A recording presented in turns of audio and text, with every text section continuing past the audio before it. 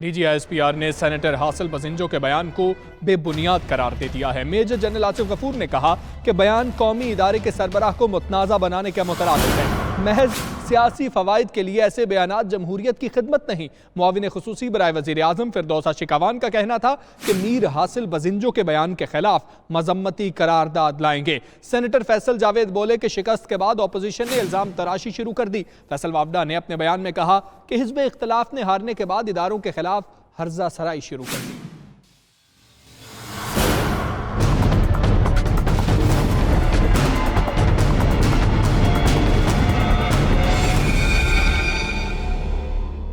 D G I S P R نے senator Hasil Bizenjo کے بیان کو انتہائی افسوسناک اور بے بنیاد قرار دے دیا۔ میجر جنرل آصف غفور کہتے ہیں سینیٹر حاصل بزنجو کا بیان قومی ادارے کے سربراہ کو متنازع بنانے کے مترادف ہے۔ محض چند سیاسی فوائد کے لیے ایسے بیانات جمہوریت کی کوئی خدمت نہیں۔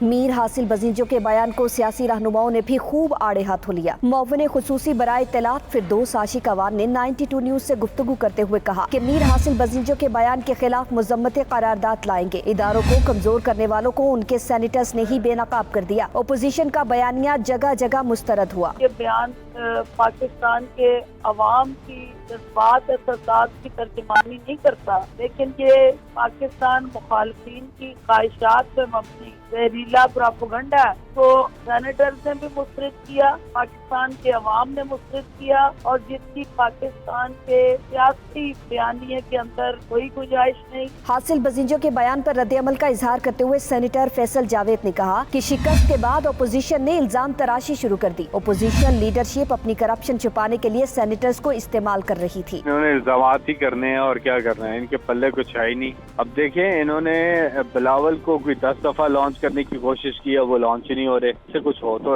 ہے نہیں رہا۔